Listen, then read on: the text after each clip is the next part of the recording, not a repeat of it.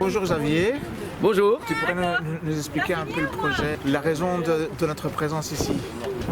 Alors la raison de notre présence ici, c'est d'être contre finalement un contournement qu'on veut absolument faire depuis 10 ans, un projet qui a été un rebondissement et on ne souhaite plus bétonner davantage les terres de culture, mais le truc c'est on voudrait qu'il y ait des infrastructures qui soient améliorées pour fluidifier la circulation et laisser en paix finalement les terres agricoles. Mais la route c'est un prétexte, il y a aussi le zoning en fait derrière. Alors la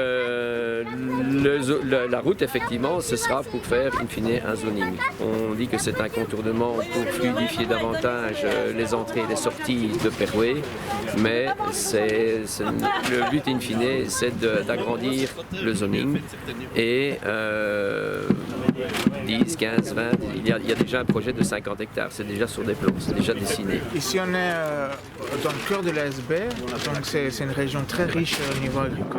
Est-ce que tu peux expliquer la particularité de la terre ici qu'on a? Alors la particularité de la terre, je dirais les fermes, elles se sont construites il y a 300 ans d'ici, c'est pas pour rien, parce que si elles sont grosses, c'est parce que la terre était généreuse. Donc nos anciens, depuis 300 ans, ils avaient déjà bien compris.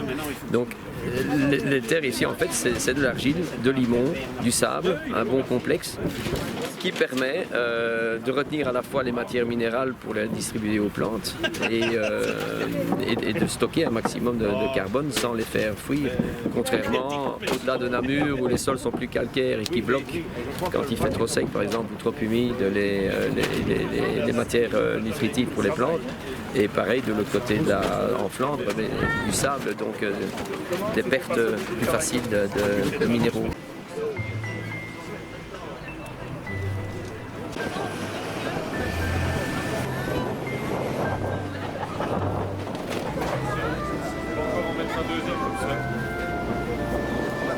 Si on met du sale en dessous.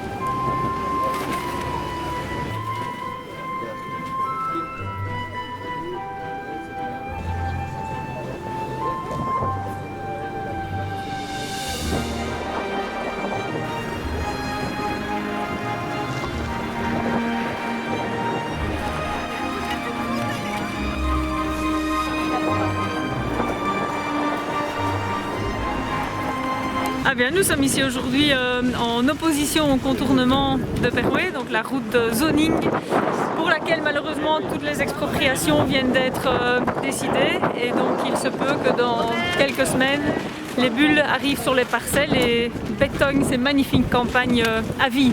Et qu'est-ce que vous espérez quand même avec cette action? Parce que finalement on est au bout. Qu'est-ce que vous espérez? Ce qu'on espère aujourd'hui, c'est que, vous savez, on a un nouveau gouvernement qui est en place.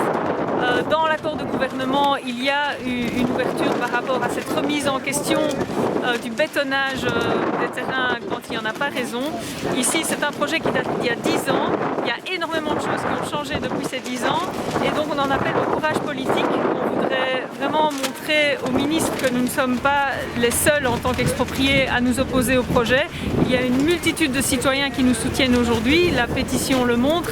Et donc, et la présence des gens, des bénévoles qui nous aident aujourd'hui aussi. Et donc aujourd'hui, on veut montrer au ministre qu'il y a vraiment des vraies raisons de remettre ce projet en cause, qu'il pousse sur le bouton stop et qu'on réévalue ensemble la situation. Merci, les Gilets jaunes sont avec vous en tout cas. Merci beaucoup.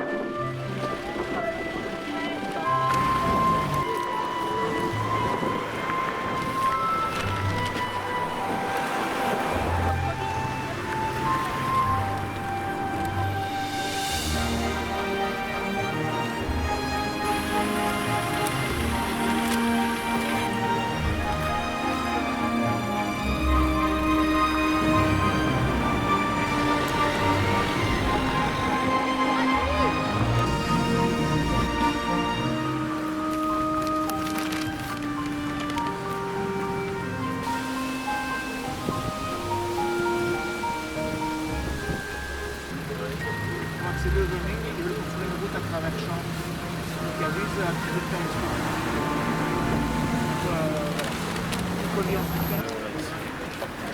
Je vais bien signer la pétition.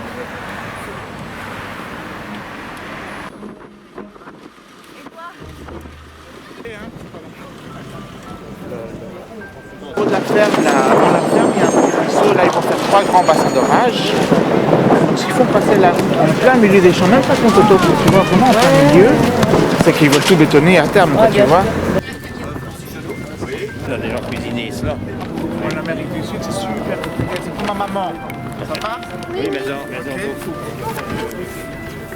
On se pose des questions parce que on voit que les prix ne bougent pas depuis 20, 30, 40 ans maintenant. Parfois on a des petits sursauts en céréales parce qu'il manque un petit peu de céréales ailleurs et alors les prix montent. On espère que ça continue mais bien souvent l'année suivante ou 2 ans après les prix rebaissent.